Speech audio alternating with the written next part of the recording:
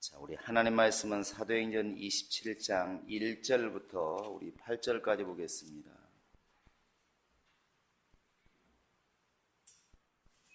자, 사도행전 27장 1절부터 8절입니다. 같이 읽겠습니다. 시작. 우리가 배를 타고 이달리아에 가기로 작정되매 바울과 다른 줄수 몇 사람을 아구스도 대의 백부장 율리오란 사람에게 맡기니 아시아 해변 각지로 가려 하는 아드라묵베노 배에 우리가 올라 항해할세 마게도냐의 데살로니가 사람 아리스타고도 함께 하니라.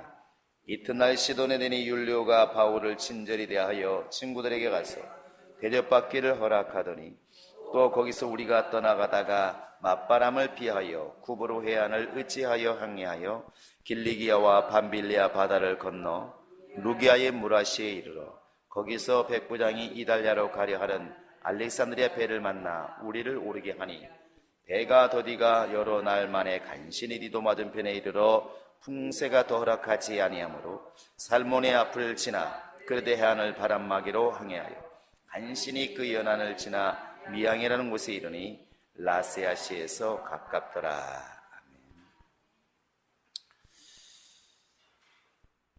하나님 아버지, 오늘 또 우리 하나님이 함께 하셔서 주 앞에 나올 때 귀한 예물을 준비하고 또 믿음으로 나아가는 우리 성도들을 기억하시고 주님께서 그들의 손에서 예물을 받으시고 예물을 드리는 그 마음을 주님이 연락받으셔서 항상 그들의 삶에 복 있게 하시고 정말 그들의 삶이 주 안에서 형통할 수 있도록 인도하여 주시옵소서.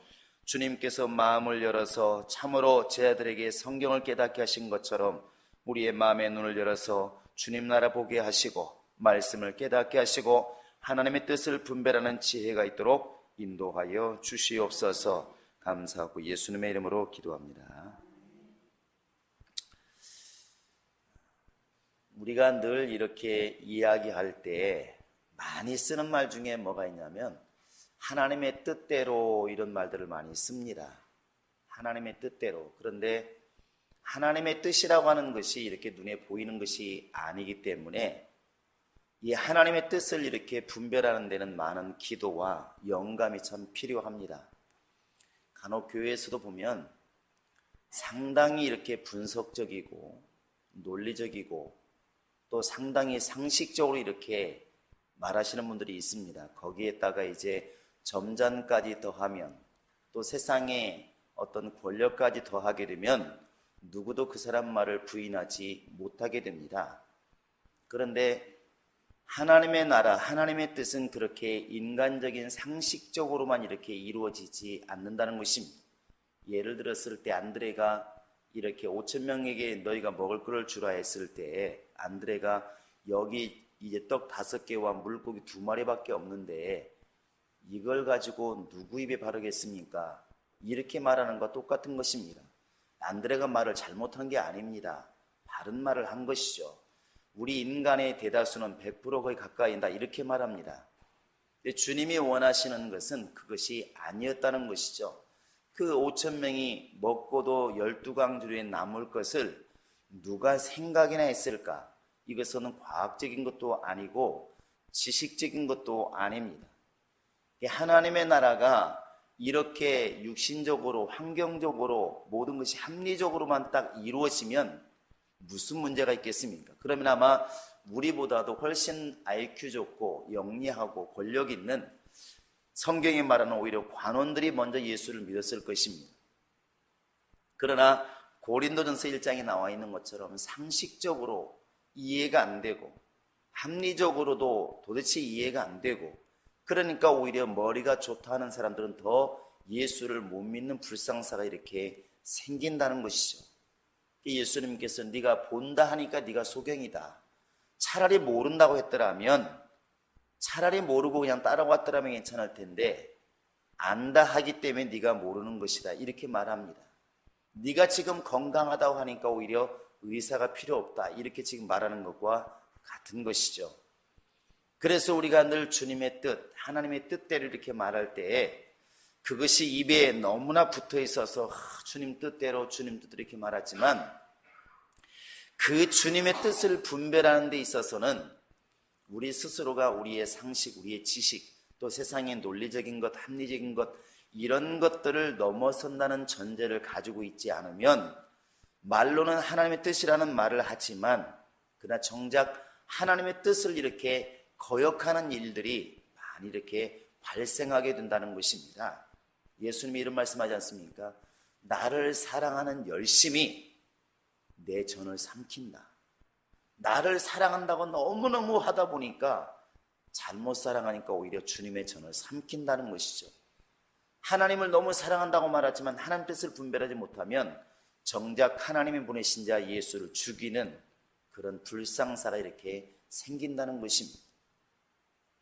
그래서 우리가 늘 기도해야 될 이유가 바로 여기 있습니다. 내가 입술로만 하나님의 뜻대로 이렇게 하는 것이 아니라 실제로 때로는 내 상식을 넘어서고 인간의 어떤 체험을 넘어서고 인간의 합리적인 것을 넘어서서 하나님 말씀하실 때에 그것이 과연 믿음으로 보여지는가, 보여질 수 있도록 기도하는 것입니다. 이사야서 55장 8절 9절에 가보면 하나님이 이렇게 말씀하십니다. 이사야를 통해서 내 생각은 너희 생각과 다르다. 마치 하늘과 땅이 다름같이 내 생각은 너희 생각과 다르다. 이렇게 말합니다. 그런데 땅에 사는 인간들은 반대로 말을 하죠. 내가 성경 좀 읽었기 때문에 내 생각이 하나님의 생각이고 내가 말하는 하나님의 의도가 하나님의 진짜 의도고 내가 말하는 것은 하나님의 생각이고 이렇게 말을 한다는 것이죠. 사람들은 그 당시에도 아마 그렇게 말했을 것입니다.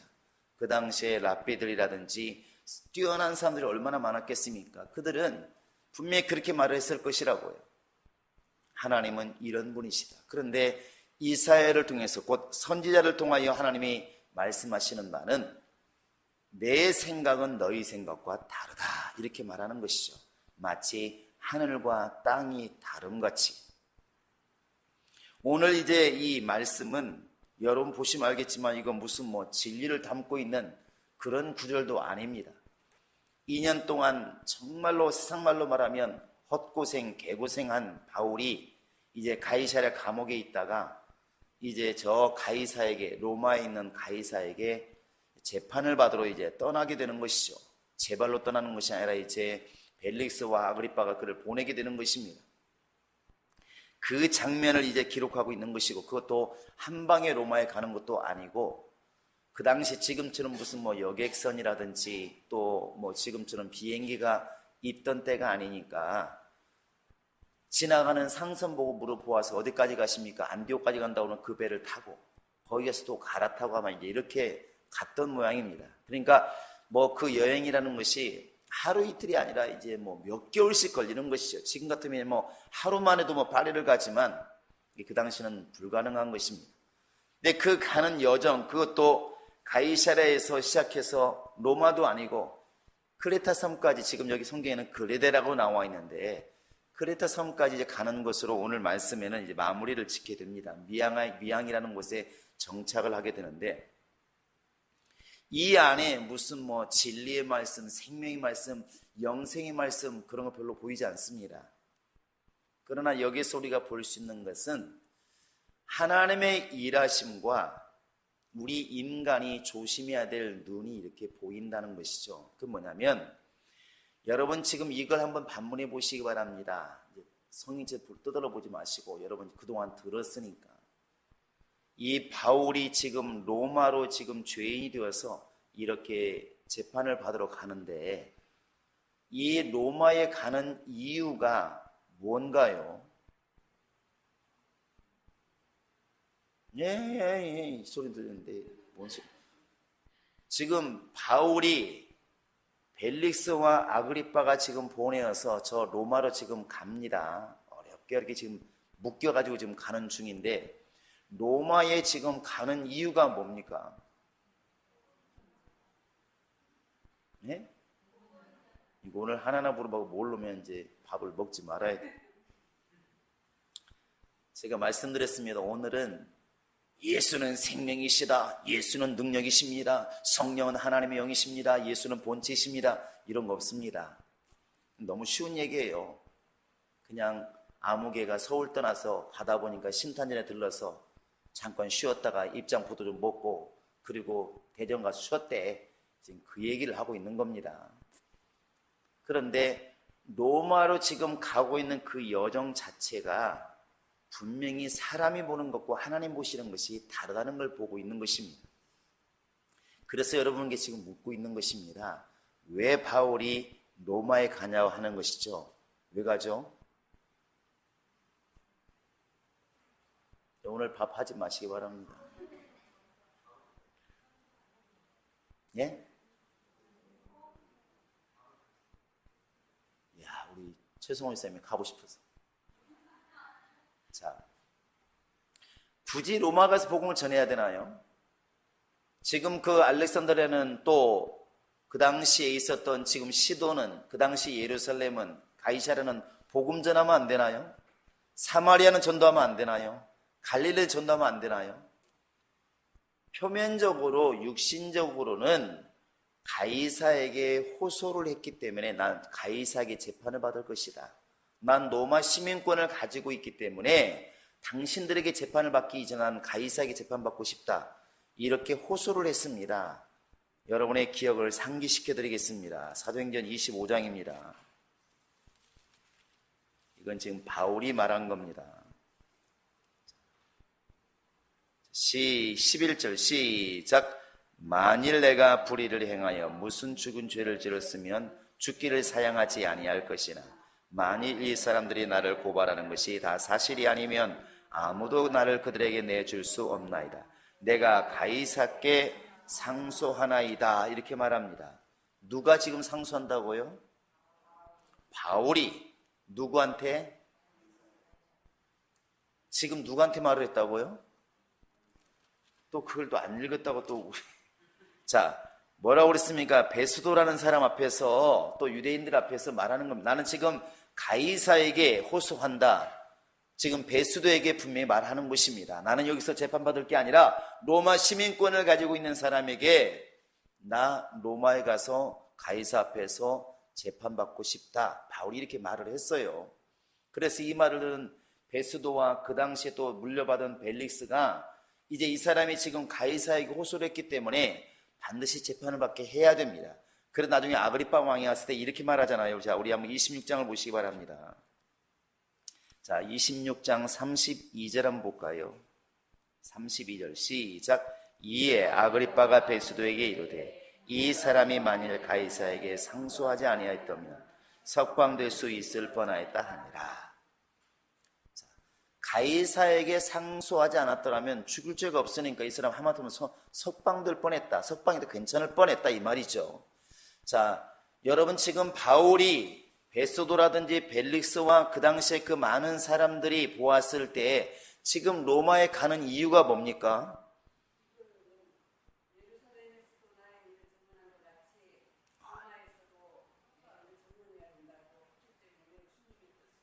예, 그것은 표면적인 이유가 아니고 이면적인 이유입니다. 그건 주님께서 쓰시는 거예요. 말하고 싶은 결론을 말했으니까 설교는 끝내겠습니다. 밥 먹으려고. 밥이 소중하죠. 그래서 여러분이 우리가 이 시간 알고 싶은 게 뭐냐면 사람의 눈으로 보면 분명히 이 바울이 지금 무슨 소리야, 무슨 복음이야, 죄인으로 지금 묶여가는데 무슨 전도는 개뿔 무슨 전도야. 가이사랴에 2년 동안 있었는데 전도를 못했는데 어떻게 로마에서 무슨 전도를 하겠습니까? 가면 죽을지 모르는데. 잘 생각해 보시기 바랍니다. 바울이 지금 가고 싶어서 가는 거냐고. 근데 우리는 흔히 이렇게 바울은 로마에 복음 전하러 간다고. 가는 게 아니고 그냥 끌려가는 겁니다. 지금 묶여서 죄인된 모습으로 가는 것입니다. 그래서 가다가 하마터면 로마도 못 보고 죽을 뻔했습니다. 뒤에 보시면 우리 한번 27장 뒤에 보시면 자 다음에 있겠지만 한번 42절 43절 한번 읽어볼까요? 시작. 군인들은 죄의 수가 헤엄쳐서 도망할까 하여 그들을 죽이는 것이 좋다 하였으나 백부장이 바울을 구원하려 하여 그들의 뜻을 막고 헤엄칠 줄 아는 사람들을 명하여 물에 뛰어내려 먼저 육지에 나가게 하고 이렇게 되어 있습니다. 바울이 하마터면 풍랑이 일었을 때 죽을 뻔했습니다. 왜? 그 당시에 간수들이 말하기를 이것 내버려 두면 죄인들이 다 도망치게 되고, 그 당시에 죄인을 도망치게 놔두면 간수들이 죽기 때문에 차라리 죄인들을 다 죽여버리자, 이렇게 말했을 때 이 백부장이라는 사람, 율리오라는 사람이 참 사람이 괜찮은 사람인지 아니면은 바울을 좀 알고 있는 사람인지는 모르겠습니다. 왜 이렇게 말하냐면 오늘 말씀에도 보시면 이렇게 되어 있습니다. 3절 한번 볼까요? 3장 1절에 보시면 백부장 율리오라는 사람에게 이제 바울을 데리고 가라고 했는데, 3절에 보시면 시작. 이튿날 시돈에 되니 율리오가 바울을 친절히 대하여 친구들에게 가서 대접받기를 허락하더니, 이게 참 말이 안 되는 거잖아요.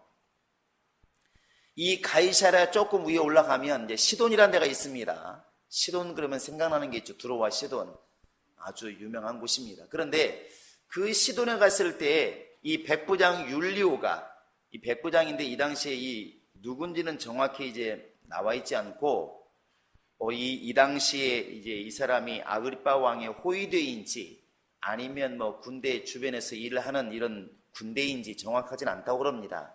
근데 어찌되었든 100명의 군사를 거느리는 백부장이 맞습니다. 근데 이 사람이 이 바울과 죄인들을 데리고 로마까지 이렇게 가게 됩니다. 가는데 이제 이 가이사랴를 떠나서 다음 도시인 시돈까지 배로 갔는데, 거기에도 이제 바울이 전도한 사람들, 또 사마리아 가깝기 때문에 예수 믿는 사람이 많이 있었겠죠.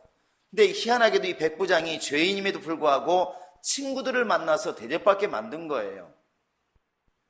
율리오라는 사람이 복음적으로 예수를 아는 사람이었는지 아니면 바울을 아는 사람이었는지 그건 잘 모르겠습니다. 그러나 나중에 풍랑이 됐을 때, 다 죽이자고 했을 때에도 죄인들을 위해서 살리자고 말하는 게 아니라 바울을 생각해서, 이렇게 바울 죽으니까 바울을 생각해서 이 율리오라는 사람이 죽이지 말자, 이렇게 말을 하잖아요.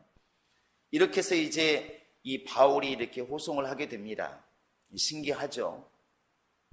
어찌되었든 이 당시에 이런 백부장이라든지 또 벨릭스라든지 아그리파라든지 이 많은 사람이 볼 때에 지금 바울을 갖다가 로마로 보내야 되는 것은 어떤 복음이나 이쪽하고는 전혀 상관이 없는 것입니다. 왜냐하면 지금 죄인된 입장이기 때문에, 묶여서 가는 지금 죄인이기 때문에 로마로 가는 것은 복음이 아니라 재판을 받으러 지금 가고 있는 것이죠. 우리로 말하면 저 시골에서 이제 뭔 범죄를 했을 때, 그가 상수하고 상수했을 때 대도시로 나와가지고 고등법원, 대법원 와가지고 이제 재판을 받는 것처럼, 이제 그 가이사라는 곳에서 재판할 수 없는 사람이기 때문에 저 본거지가 있는, 황제가 있는 로마까지 가게 되는 것입니다. 그래서 지금 이 가이사랴에서 율리오라는 백부장을 시켜서 바울을 갖다가 이렇게 배에 태우고 로마로 보내게 되는, 이것은 지금 이 당시에 많은 사람들이 보았을 때에는 그냥 죄인 하나가 그냥 로마에 재판받으러 그냥 가는 과정이라는 것입니다. 오늘 말씀은 이제 이걸 기록하고 있는 것이고, 그래서 결국에 오늘 말씀에 보시면 이제 그레데 섬의 미앙이라는 곳에 이렇게 정착을 하게 됩니다. 그 와중에도 한번 중간에 배를 갈아탔지요. 알렉산드르에서 오는 배를 먼저 탔었고, 그 다음에 쭉 오다가 밤빌레 쪽에 와가지고 배를 한번 이게 갈아탔습니다. 마치 지금 오늘 비행기로 보면 아프리카 가려고 하면은 뭐 영국 히드로 공항이라든지, 그 다음에 두바이 공항이라든지, 뭐 파리의 뭐 드골 공항이라든지 이런 데 가가지고 한번 가서 내려서 그 다음에 거기서 아프리카 가는 비행기를 이렇게 갈아타잖아요. 그것처럼 이 이스라엘에서 로마까지 가는, 그 당시 한 번에 가는 여객선이나 이런 게 없으니까 항구에 나가서 그 당시는 거의 곡물을 실어나는 배들이 많았다고 그러니까 이 배가 어디로 갑니까? 그러면 물어보면 이 배는 뭐 그르데 갑니다, 안디옥 갑니다, 그럼 우리 좀 태워주시기 바랍니다, 이렇게 해가지고 가서 거기 가서 또 이제 로마에 가는 배를 이렇게 타게 된 것이죠. 그래서 이제 그 자기 고향 다소 앞을 지나서 구보로 이제 섬을 지나서 바로 밤빌리아에서 배를 갈아타고 이제 이렇게 그레데 섬으로 가서 미앙이라는 곳에 정착을 하게 됩니다. 이 그레데 섬은 여러분이 아마 세계사를 배우신 분들 좀 기억해 보시면 크레타라는 말 들어보셨나요? 안 들어보셨나요? 그러면 눈으로 보시면 됩니다. 여러분 지도 거의 뒷면에 보면 나와 있는데 바울의 아마 이렇게 전도여행 거의 성경책에 다 나와 있어요. 보면은 1차, 2차 한번 이렇게 보시면 보이시나요? 안 나와 있어요? 나와 있어요? 예, 적은 성경책을 가지고 계시군요. 나와 있죠? 같이 보시면 됩니다. 그러면 이 가이사라는 곳이 나와 있고 1차, 2차 전도여행에 보시면 그 중간에 파란 바다 중간에 키프로스가 나와 있습니다. 이게 바로 지금 키프로스인 거, 그 당시에는 구브로입니다. 구브로. 여기가 바나바의 고향이었습니다. 그 다음에 왼쪽에 보시면 그 구브로 바로 왼쪽 위에 보시면 밤빌리아가 있습니다. 밤빌리아, 아탈리아, 루기아 이렇게 있는데 그 루기아 쪽에서 이제 배를 갈아타고 그 왼쪽으로 보시면 바로 크레타라는 섬이 되어 있습니다. 보이시나요? 안 보이십니까? 거기까지 이제 간 겁니다. 그냥 지도를 보시라는 겁니다. 봐도 뭐 기억이 안 날지 모르겠지만 이 크레타라는 섬이 그냥 상식적으로 아시기 바랍니다. 이 크레타라는 섬이 이 역사적으로 세계적으로 보면 상당히 중요합니다. 아마 그리스 에게 문명을 배우실 때 에게 문명은 들어보셨나요? 미노스 문명은 들어보셨나요? 여러분 세계사 선생님 한번 불러와야 될 것 같습니다. 왜 이렇게 가르쳤냐고. 세계 4대 문명이 있습니다. 황하 문명, 그 다음에 인더스 문명, 그 다음에 나일강 쪽에 문명, 이집트 문명이 있고 또 하나가 어디입니까? 바벨론에 있는 티그리스 문명이 있지 않습니까? 이 4대 문명이 있는데 그 4대 문명 뒤에 이제 발생한 문명들이 있습니다. 그 중에 하나가 뭐냐면 바로 이 그리스 쪽에서 발생한 에게 문명입니다. 왜 에게라고 그러냐면 바로 이제 터키와 그 다음에 그리스와 이 크레타 섬 이 사이의 바다를 갖다가 에게해라고 말을 합니다. 물론 그것도 지중해 전체 속에 그냥 포함되어 있지만 우리도 이렇게 우리나라 옆에 있는 동해 바다를 갖다가 태평양하고 연결되어 있으니까 태평양에도 과언이 아닌데 우리는 동해라고 이렇게 말을 합니다. 연결되어 있지만 인근이기 때문에 마찬가지로 그냥 전체가 다 이집트 시작해서 이스라엘, 그리스, 로마까지 다 포함하고 있는 바다가 지중해라는 바다입니다. 그런데 그 지중해에서도 그리스와 터키와 이 크레테 이 섬들이 굉장히 많습니다. 그 안에 있는 바다를 갖다가 에게라고 말을 하고 그곳에서 굉장히 문명이 발달했었기 때문에 에게 문명이라고 말을 합니다. 그리고 이제 이 오늘 미항이라는 곳이 있는 바로 크레데 섬, 이 크레데 섬이 크레타 섬인데 여기에서는 이제 바로 이제 미노스 문명이라고 굉장히 큰 문명이 이렇게 발전을 했었죠. 이 왜 이런 말을 하냐면 이 당시에 바울이 이렇게 지금 이곳을 지나가 여기서 머물게 되는데 이 당시는 지금처럼 관광지로만 아니라 지금은 관광지가 되어 있지만 그 당시에는 문명이 굉장히 발달한 곳이었다는 사실입니다. 그래서 바울이 이렇게 디도에게 쓴 편지를 보시면 알겠지만 내가 너를 그레데 섬에 떨어뜨려둔 이유는 거기 있는 교회를 좀 잘 관리하라고 너를 내려놓았다 이렇게 말을 해요. 그 디도라는 사람이 목회한 곳이 어디냐면 이 그레데 섬입니다. 여러분 앞으로 디도서를 읽을 때 너무 짧잖아요. 여러분 밥 먹기 전에 읽을 수 있습니다. 그 디도서를 읽을 때 보시면 이 바울이 말하기를 내가 너를 갖다가 그레데 섬에 떨어뜨린 이유를 이렇게 말하고 있습니다. 그래서 이 편지를 쓴다 이렇게 되어 있는데 이 그레데라는 섬이 바로 교회도 있었고 유대인도 많이 있었는데 그 섬이 어떤 영적 상황인지는 여러분 디도서 보면 금방 나와 있습니다. 그러니까 고린도서를 읽어보면 고린도 교회가 다 보이잖아요. 왜 이런 말을 하는지 말 안 들으니까 쓰는 말이거든요. 마찬가지로 그레데라는 곳에도 문명이 굉장히 발달했었는데 그곳에도 역시 교회가 세워져 있고 거기에 바울은 디도야 네가 여기 좀 남아서 목회했으면 좋겠다. 그리고 교회를 좀 잘 관리했으면 좋겠다. 근데 지금 여기 있는 교회가 지금 상황이 이렇다 한 게 그걸 쓴 것이 바로 이제 디도서라는 것입니다. 근데 어찌되었든 이 그레데라는 것이 그 당시엔 상당히 발전했던 곳이고 바울은 이제 여기에서 머물게 됩니다. 그것도 자유인으로서 머문 게 아니라 죄인으로서 머물게 되는 것이죠. 로마에 지금 재판받으러 가는 정말 이제 죄인으로서 그냥 잠깐 동안 머물게 된 것입니다. 근데 지금 이제 이 가는 길이 앞으로는 뭐 풍랑도 만나게 되고 우여곡절을 겪습니다. 우여곡절을 많이 겪는데 이 당시에 바울을 데리고 하는 사람이나 바울을 보내는 사람이나 또 바울과 함께하는 혹시 기독교인들이 어떻게 생각했을까? 모르긴 몰라도 이렇게 생각할 수가 있다는 것입니다. 그렇게 예수를 위해서 죽는다고 밤낮 뛰어다니더니 결국 고작 결과가 저거야? 저렇게 되려고 저렇게 했었나? 하나님은 도대체 뭐 하시는 거야? 이렇게 될 수가 있다는 사실입니다. 왜냐하면 사람은 자꾸 로마에 가는 것을 갖다가 사람의 눈으로는 잘 보지만 왜 보이니까 하나님의 눈으로 잘 보지 못하는 경향이 있습니다. 그 사람들 얘기가 아니라 우리 이야기라는 것입니다. 때로는 하나님께서 이렇게 잠깐 동안 나쁜 길로 돌아가기도 만드시고 나쁜 짓을 하라는 게 아닙니다. 이 가나안 땅에 가는데 빠른 길이 있음에도 불구하고 멀리 돌아가게 만드시기도 하시고 때로는 아이성에도 실패도 하게 하시고 이런 다양한 일들이 있는데 우리는 그걸 깨닫지를 못한다는 것이죠. 전능하신 하나님이 함께 하시니까 모든 것이 다 잘 되는 것만이 주님의 뜻이 이루어지는 것이라고 잘못 이해하고 있다는 것입니다. 이 로마에 가는 것도 마찬가지입니다. 갈 수밖에 없는 것이죠. 영적으로 보아도. 왜? 아까 이경재 전사님이 말을 잘하셨습니다. 어디 나와 있던가요? 자, 우리 한번 23장 보시겠습니다. 23장 11절 한번 보시겠습니다. 자,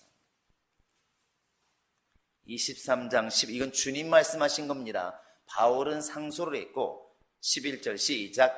그날 밤에 주께서 바울 곁에 서서 이르시되 담대하라. 내가 예루살렘에서 나의 일을 증언한 것 같이 로마에서도 증언하여야 하리라. 이 말은 무슨 얘기입니까? 로마에 갈 때까지 죽는다 안 죽는다? 죽을 수도 없다 이거죠. 왜? 하나님은 이미 붙잡혀 있는 바울에게 말하고 있는 겁니다. 너 로마에 가서 복음 전해야 된다. 그 얘기는 내가 어떻게 갈지는 모르겠지만 주님께서 로마까지는 보내실 것은 분명한 겁니다. 사명이 있으면 하나님이 안 죽이신다 말하잖아요. 사명이 있으면 살리십니다. 해보세요. 사명이 있으면 살리신다. 시작. 이것은 지금 주님이 말씀하신 겁니다. 그러니까 바울이 지금 로마로 가는 시야를 두 가지로 사람 본다는 것이죠. 보통 사람들, 또 믿음이 있어도 믿음이 완전하지 않은 사람들은 예수 그렇게 열심히 믿더니 왜 저렇게 어렵대? 왜 저렇게 맨날 저렇게 감옥에 갇히고 하나님 풀어주지도 않고 뭐가 잘못한 게 있나 보지? 이렇게만 보는 사람이 있고, 아니야, 분명히 주님 무슨 뜻이 있어. 저건 분명히 무슨 뜻이 있는 거야. 이런 생각이 있는 분도 있을 거라는 것이죠. 우리 교인들은 두 번째 생각을 좀 하라고 지금 계속 말씀하고 있는 것입니다. 하나님의 역사는 참 신기한 게 뭐냐면 무의식 중에 말한 것도 주님이 쓰시는 말들이 있다는 것이, 엄격히 말하면 주님이 말하시는 게 하시겠죠. 그게 이제 구약의 예언들인데 다 볼 수는 없으니까 여러분 한번 시편을 보시기 바랍니다. 시편 한번 22편을 보시기 바랍니다. 이걸 읽으시면서 이게 지금 예수님이 오시기 전에 거의 1000년 전에 기록됐다고 보시면 놀라울 겁니다. 다윗이 이렇게 시를 썼는데 예수님은 다윗보다 다윗이 거의 BC 거의 1000년경에 활동한 사람이니까 1000년 전에 기록한 시입니다. 이게 예수님이 오시기 전에. 그런데 잘 읽어보시면 놀랄 거예요. 자, 우리 한번 읽어 볼까요? 시작.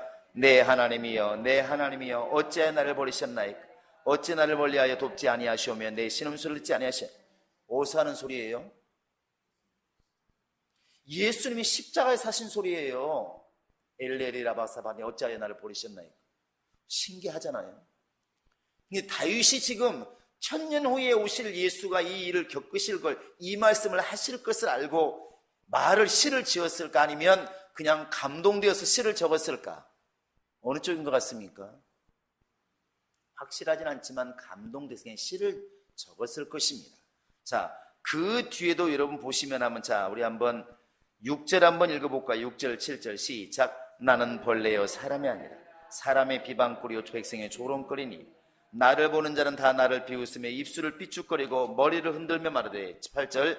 그가 여호와께 의탁하니 구원하실걸 그를 기뻐하시니 건지실걸 하니. 자, 이게 어디서 많이 듣던 소리 있죠?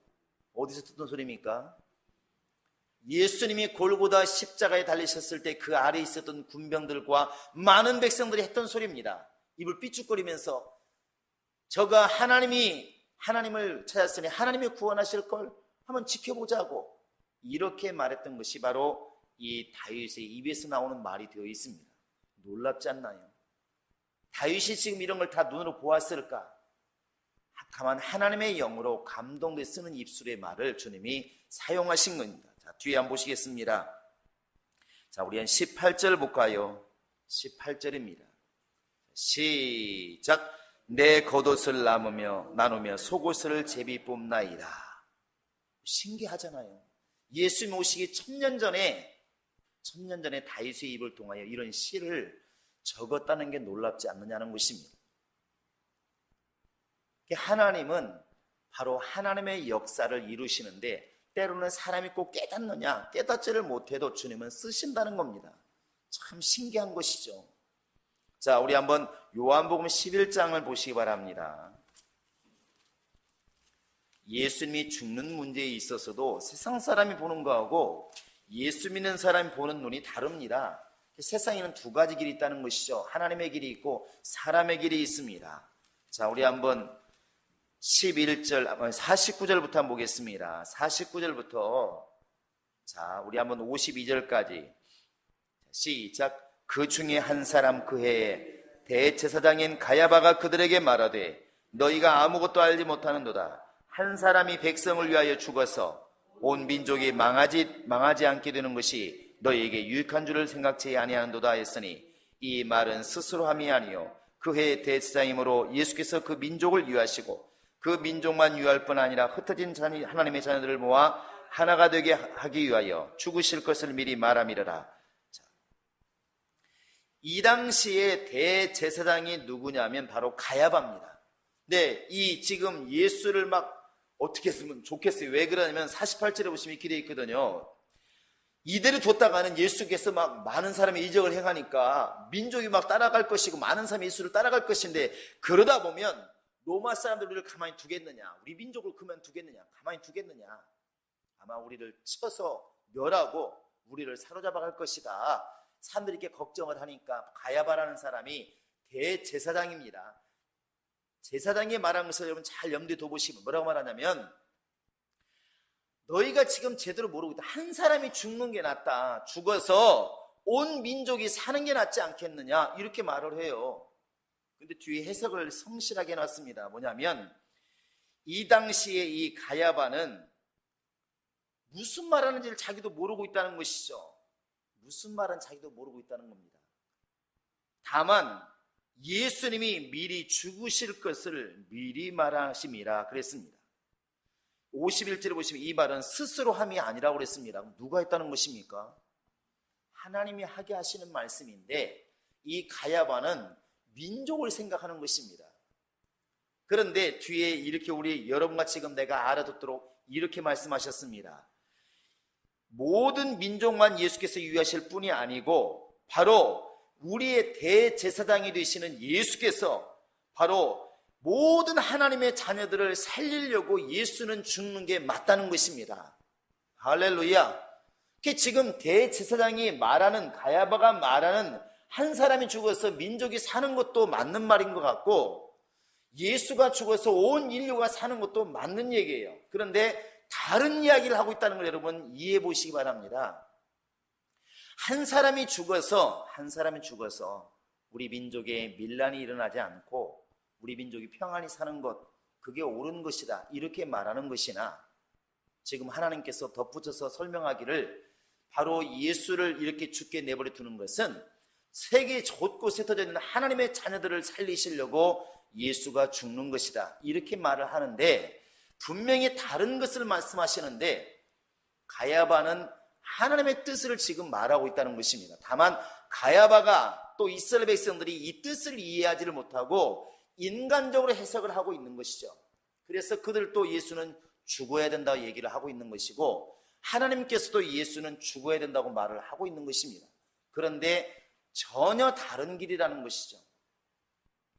오늘 말씀을 여러분 비춰보시면 이렇게 말할 수 있습니다. 바울은 벨릭스나 아그리빠 왕이 볼 때도 로마에 가야 됩니까? 안 가야 됩니까? 예? 또 안 가요? 거기서 나옵니까? 분명히 아까 여러분 눈을 읽었습니다. 내가 가이사에게 호소하노라고 그랬잖아요. 나 당신들이 재판받을 사람이야. 나 로마 시민권 있는 사람이야. 로마 시민권 있는 사람은 자기가 여기서 재판받고 싶으면 받는다고 말하면 받고, 나는 가이사에게 받겠다 그러면 가이사에게 보내야 됩니다. 그 당시의 법이. 근데 바울이 말하기를 나는 가이사에게 나를 호소합니다 이렇게 말을 했거든요. 자, 그러면 벨릭스, 베스도, 아그리빠 이 사람들이 볼 때에 바울은 지금 로마에 가야 됩니까? 안 가야 됩니까? 이렇게 물어보지 말고 보내야 됩니까? 안 보내야 됩니까? 보내야 돼요. 근데 이렇게 말할까 누군가, 왜 근데 여기서 그 사람 안 죽이고 로마에 보내세요? 누군가가 물었을 때, 만약에 벨릭스가 이렇게 물었을 때 자기 부인이 물을 때 뭐라고 말하겠습니까? 아, 가이사에게 호소했으니까 가이사에게 보내야지 이렇게 말을 한다는 것이죠. 그런데 하나님께서 보실 때에는 어떻겠습니까? 하나님께서 보실 때도 바울은 로마에 가야 됩니까? 안 가야 됩니까? 말을 좀 크게 자신 있게 보세요. 자, 하나님의 눈으로 보실 때에도, 하나님 뜻을 보았을 때도 가야 돼요? 안 가야 돼요? 왜 가야 됩니까? 이때 여러분 그 말을 해야 됩니다. 복음을 전해야 될 사명이 있으니까. 누가 간다고 그랬나? 바울이 간다고 하진 않았어요. 그런데 누가 보낸다고? 하나님께서 너도 로마에 가서 복음을 전하여야 하리라 이미 말씀하셨기 때문에 그 말씀이 이루어지기 위해서는 바울은 어차피 가야 됩니다. 벨릭스가 베스도가 보내기 싫어도 보내야 되는 것은 하나님 편에서 볼 때는 맞다는 것이죠. 다만 우리가 이 시간에 다시 한번 생각해 보자는 것이 그것입니다. 여러분과 지금 나는 교회 안에서 이루어지는 일들, 예수 이름으로 이루어지는 일들을 어떻게 보고 있느냐는 것입니다. 영감 있는 사람은, 바울은 죄인이었던 그 사람이 눌룰랄라고 유람선을 타고 가든 로마에 가는 것은 주님의 뜻입니다. 주님의 뜻이에요. 그런데 사람의 눈으로 보는 사람은 로마에 보내기는 보내지만 마음에 안 드는 것입니다. 어떻게 하나님 믿는다는 사람이 저렇게 감옥에 갇혀가고 2년 동안 응답도 못 받고 그 로마에 가는 것도 죽을지 살지 모르고 그것도 죄인된 모습으로 끌려가는 그 모습이 무슨 하나님의 뜻이겠느냐고 말할 수가 있다는 것입니다. 처음에 말씀드린 것처럼 신앙생활에 조심해야 될 게 뭐냐면 합리적인 것, 논리적인 것, 상식적인 것이 너무나 앞서다 보면 사람들은 다 공감을 합니다. 이게 정말 두려운 겁니다. 예를 들어서 여러분 중에서 누구 한 사람이 말을 합니다. 누군가가 이 교회에서 영감받아가지고 일을 진행할 때에 누군가가 반대를 하잖아요. 반대를 하는데 그 반대하는 사람이 아까 말한 것처럼 권력 있고 논리적이고 상식적인 사람이 말을 하면은 교인들은 그 사람 말을 듣습니다. 왜? 맞는 말을 하니까. 맞는 말을 하니까. 이게 제일 두려운 거예요. 제가 목사를 볼 때 가장 두려운 일이 바로 그겁니다. 차라리 죄를 지었으면 살인하든지 욕을 하든지 나쁜 짓 했으면 금방 깨닫습니다. 왜 11조를 떼어먹습니까? 왜 사람을 죽이십니까? 이렇게 물으면 그냥 회개 다 하니까. 그런데 교회 안에서 바른 말을 하는 사람은 안 보입니다. 안 보여요. 예를 들어서 바울을 예를 들어볼까요? 우리 얘기하면 또 시험 드니까. 바울 얘기를 들어보면 그렇게 신앙생활 잘하면 하나님이 내버려 두겠어? 2년 동안 감옥에 있을 리가 있어? 더더군다나 복음 전하러 가는데 하나님께서 어찌 일하는 소에게 망을 씌우겠느냐. 정말 복음을 전하러 하나님께서 보내신다면 그렇게 보내겠어? 하나님은 가난한 분이 아니야. 하나님은 절대 가난한 분이 아니야. 없는 비행기도 마련하시는 분이 우리 하나님이시야. 하나님은 그렇게 보낼 리가 없어. 뭔가 큰 잘못이 있는 거야. 이렇게 말을 한다는 것이죠. 그러면 사람들이 들을 때 바울의 처지와 그 사람에 대해서 논리적으로 말하고 있는 이 사람 말을 들었을 때 바울보다는 이 사람 말이 맞다는 것이죠. 이 사람 말을 신뢰하기 시작하는 것입니다. 근데 본인은 모르는 것이죠. 이건 정말 우리가 이렇게 되지 않기 위해서 기도하라는 것입니다. 그래서 영감이 참 두려운 것이고 영감이 없는 것이 두려운 것입니다. 항상 성경 안에서 믿음 안의 세상에는 두 가지 길이 있습니다. 하나님의 길과 세상의 길입니다. 내 생각은 너희 생각과 달라서 왜 주님이 이렇게 말씀하셨을까? 예수님 당시에 합리적으로 말하는 사람들이 참 많이 있었습니다. 이 보리떡 5개가 무슨 의미가 있겠습니까? 하나님이 창을 내신들 과연 이 굶주리고 있는 사마리아 성의 사람들에게 어찌 하루 만에 먹을 것이 넘치도록 만들 수가 있겠습니까? 광야에서도 말합니다. 고기 먹고 싶다 그러니까 걱정하지 말아라. 고기 실컷 먹게 해주마. 하나님이 창을 내신들 어떻게 그런 고기를 먹을 수가 있겠느냐? 이론적으로 분명히 맞지 않습니까? 이해가 되는 것입니다. 그렇게 말을 하면 주변에 많은 사람들이 야, 맞다. 당신 생각이 맞다. 이렇게 인정을 한다는 것이죠. 왜? 그 말이 사람들이 이해하게끔 논리적이고 합리적이기 때문에 사람들은 그 말을 다 신뢰를 합니다. 그러나 주님의 길이 막혀지고 주님의 길이 안 보이기 시작한다는데 두려움이 있는 것입니다. 모세가 홍해바다를 건너라고 말을 할 때, 또 이 여호수아가 이 요단강을 건너가자고 말을 할 때 과연 사람들은 무슨 생각을 했을까? 하나님께서 벗개를 메고 그냥 가면 강이 갈라진다고 말씀하셨다 이렇게 말했을 때 그 말을 듣는 사람들이 과연 얼마나 신뢰를 했을까? 여러분 한번 잘 돌이켜 보시기 바랍니다. 도대체 이해도 안 되고, 그때 두려운 게 뭐냐면 인간의 상식과 합리적인 것들, 논리적인 것들을 가지고 이야기를 하는 사람들, 그게 지도자로 봤을 때는 가장 두려운 사람입니다. 왜? 사람들이 그 말을 자꾸 신뢰하기 때문에 그런 것입니다. 예수님께서 나사로를 살릴 때도 가만히 두어라. 그리고 기도하시고 나사로에 나오라 말합니다. 돌을 옮겨 놓으라 말하는데도 불구하고 자기 여동생 불구하고 말하지 않습니까? 예수여, 죽은 지 나흘이나 되어서 썩은 냄새가 나나이다. 주여, 죽은 지 나흘이면 썩은 냄새가 나나. 이게 무슨 말이냐면 왜 쓸데없는 짓을 하십니까? 이거 아니겠습니까? 올라면 진작 오시지. 진작 왔더라면 안 죽었을 텐데 왜 늦게 오셔가지고 이렇게 쓸데없는 짓을 하십니까? 이 말입니다. 그 여러분 잘 들어보시면 지금 예수님 말만 들으니까 또 결과를 보니까 다 아멘 하지만 우리도 그 자리에 있었으면 논리적으로 말하지 않겠느냐는 것이죠. 예수님 금방 죽었으면 살 가망이 있겠지만 죽은 지 나흘이나 됐는데 무슨 또 살아난다고 말씀하십니까? 이렇게 말하지 않겠냐는 것입니다. 예수님께서 살아난다 말씀하시고 사람들 말합니다. 썩은 지 지금 사흘이나 됐는데 썩은 지 냄새 나는데 어떻게 살겠느냐? 이렇게 말하는 사람이 있을 때 여러분 누구에게 신뢰 가십니까? 사람 본능적으로 이쪽에 가게 되어 있습니다. 여러분, 바울이 로마에 가야 되는 그 길이 사람 볼 때 죄인 된 길이 있고 주님께서 보실 때 복음을 전하는 길이 있는데 사람의 눈에는 이게 안 보인다는 데 두려움이 있는 것입니다.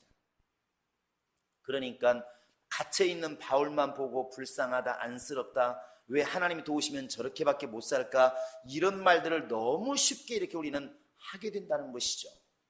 여러분, 주님은 그렇게 우리를 때로는 감옥에 낮추어서도 주님의 역사를 이루시는 분이 바로 우리 하나님이십니다. 그래서 주님의 일에 관해서는 여러분 기도를 많이 하셔야 되고 함부로 우리가 말할 것이 아니라는 것입니다. 히브리서 12장에 보면 이런 부분에서 이렇게 말하고 있습니다. 어찌 아들을 징계하지 않은 아버지가 어디 있으리요? 쉽게 말하면 아들이 잘못됐는데 때리지 않고 때로는 바르게 되라고 때리지 않는 아버지가 어디 있으리요? 그런 게 없으면 관심도 없다는 이야기고 사생자요 참 아들이 아니니라 이렇게 되어 있습니다. 우리가 정말 기도해야 될 이유가 분명합니다. 하나님의 길이 있고 인간의 길이 있다고 한다면 분명히 다른 것을 알기 때문에 우리는 로마에 가는 것이 분명히 맞다면 바로 하나님의 뜻을 쫓아서 하나님 말씀을 쫓아서 바울은 로마에 갈 수밖에 없고 가야만 된다고 말하는, 그렇게 말하는 사람이 되는 것이 맞다는 것입니다. 죄인 된 모습, 또 고생하는 모습, 감옥에 갇혀있는 모습, 이것은 사람들이 볼 때는 실패한 모습이지만 그러나 그것도 하나의 주님의 쓰시는 모습이라고 볼 수 있는 것이 그게 영감이라는 사실입니다. 우리의 생각을 주님께 다 내려놓고 주님의 생각으로 형통한, 주님의 생각으로 충만한 영감 있는 우리 모든 성도가 될 수 있기를 주의 이름으로 축원합니다. 이 시간 우리 다 같이 기도할 때 주님, 사람들이 다 볼 수 있는 그런 논리적인 길, 세상의 길, 물리적인 길이 아니라 세상 사람은 볼 수 없는 성령의 충만한 역사가 있어야만 볼 수 있는 그 영감의 길, 하나님의 뜻을 볼 수 있는 영감이 내게 있게 하소서. 내 눈이 열리게 하시고 내 귀가 열리게 하셔서 내 안에 영감이 충만하게 하소서. 다 같이 우리 기도하시겠습니다. 지금은 우리 주 예수 그리스도의 은혜와 하나님 아버지의 극진하신 사랑과 성령의 교통하심과 인도하심이 이제는 기도하고 기도하여 하나님이 이끄시는 길을 보며 그 길을 따라가며 그 길을 위하여 정말 헌신할 수 있는 마음을 갖게 결정하는 모든 심령들 머리 위에 지금으로부터 영원토록 함께 있을지어다. 아멘.